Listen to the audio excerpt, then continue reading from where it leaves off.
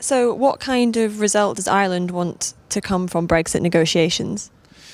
Well, the Brexit negotiations are of particular importance to Ireland because they relate to our nearest neighbour with which we have a very close relationship, both economic in terms of trade and also political in terms of the peace process in Northern Ireland.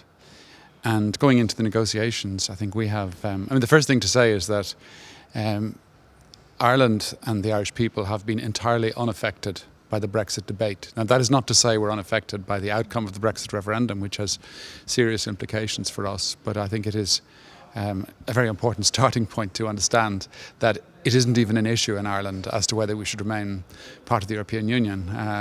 Support for the Union is running at 86%. So I suppose we have four main areas of concern and interest in these negotiations. The first is the continued strength and success of the European Union. Mm-hmm. As a committed member of the European Union, that has to be, in a way, foremost in our concerns. Secondly, we have the shared concerns with partners that we get a deal which is respectful of Britain, taking account of whatever negotiating strategy they develop, but which protects the interests of what will then be the European Union of 27 in areas like trade. And Ireland has an exceptionally close trading relationship with Britain, so that's the second area of great importance for us. And then the third and fourth areas are what might be regarded as specific Irish issues, which are the peace process in Northern Ireland. The European Union has provided the context for that. It has provided immense financial support for it. And I suppose the Good Friday Agreement took place and was agreed with great difficulty in the context of shared British and Irish membership of the European Union. And the other specific Irish issue is to preserve the common travel area. Mm-hmm. Mm-hmm. And has there been enough discussion surrounding the Good Friday Agreement, or would you push for more emphasis on that? Well, in the Brexit referendum debate in the UK, there was very little discussion of it, except in Northern Ireland itself, which voted significantly to stay in the European Union. I think that now we're very encouraged by the understanding of the issue, by our contacts with everyone. I mean, first of all, with the British government. They are very keen with us, working with us, as we have now for decades, to do everything possible not to upset the equilibrium of the peace process.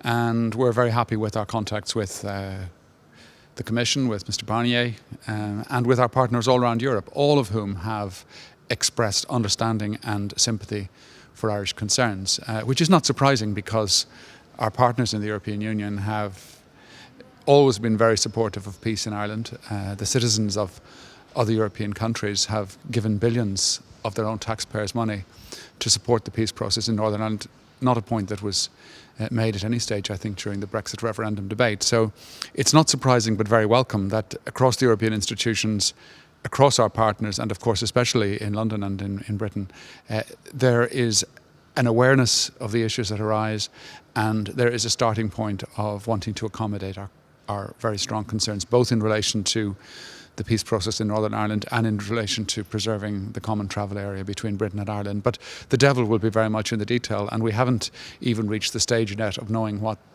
the British negotiating position on the detail will be. I mean, we have absolutely no doubt that they want to preserve the peace process in Northern Ireland, but how they go about questions like the customs union and the internal market, that's the first step. And then the Union of 27 involving Ireland will respond to that, and we have ongoing discussions with our near neighbour, which don't amount to negotiations or pre-negotiations, but sensitising each other to our particular perspectives. And when those negotiations do open, I'm optimistic that our concerns, our specific concerns on Northern Ireland and the common travel area, will be respected. But as always, as with everything in the European Union, the issues are necessarily very complex. Okay, thank you very much. Okay, thanks. Thank you.